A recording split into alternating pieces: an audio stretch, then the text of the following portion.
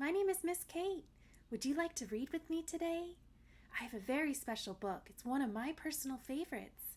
It's called Caps for Sale by Esphyr Slobodkina. If you have a copy, go grab it now and we can read along together. Let's go!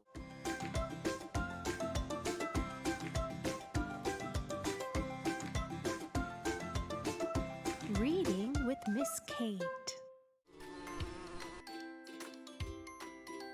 Today's book is Caps for Sale, told and illustrated by Esphyr Slobodkina. Once there was a peddler who sold caps, but he was not like an ordinary peddler, carrying his wares on his back. He carried them on top of his head. First he had his own checked cap, then a bunch of gray caps, then a bunch of brown caps, then a bunch of blue caps, and on the very top, a bunch of red caps. He walked up and down the streets, holding himself very straight so as not to upset his caps. As he went along, he called, "Caps! Caps for sale! 50 cents a cap!" One morning, he couldn't sell any caps. He walked up the street and he walked down the street calling, "Caps! Caps for sale! 50 cents a cap!" But nobody wanted any caps that morning. Nobody wanted even a red cap. He began to feel very hungry, but he had no money for lunch. "I think I'll go for a walk in the country," said he, and he walked out of town, slowly, slowly, so as not to upset his caps. He walked for a long time until he came to a great big tree.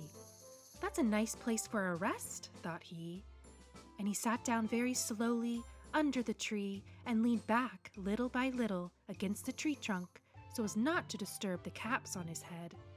Then he put up his hand to feel if they were straight. First his own checked cap, then the gray caps, then the brown caps, then the blue caps, then the red caps on the very top.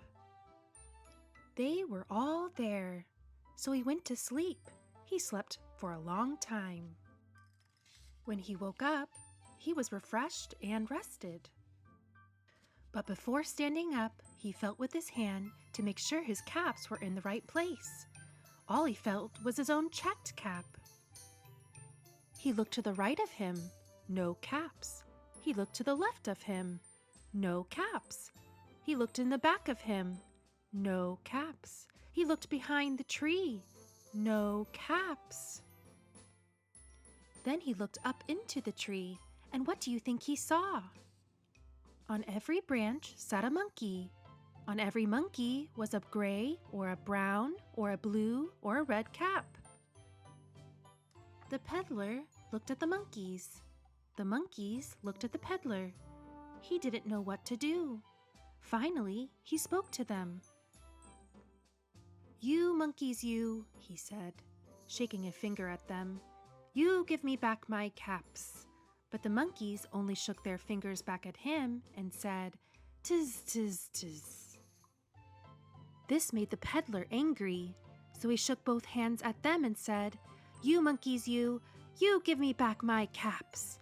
But the monkeys only shook both their hands back at him and said, "Tiz, tiz, tiz." Now he felt quite angry.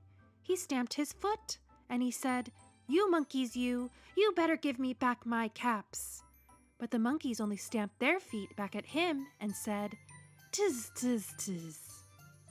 By this time, the peddler was really very, very angry. He stamped both his feet and shouted, "You monkeys, you must give me back my caps." But the monkeys only stamped both their feet back at him and said, "Tiz, tiz, tiz." At last, he became so angry that he pulled off his own cap, threw it on the ground, and began to walk away. But then, each monkey pulled off his cap. And all the gray caps, and all the brown caps, and all the blue caps, and all the red caps came flying down out of the tree. So the peddler picked up his caps and put them back on his head. First his own checked cap, then the gray caps, then the brown caps, then the blue caps, then the red caps on the very top. And slowly, slowly, he walked back to town calling, "Caps! Caps for sale! 50 cents a cap!" The end.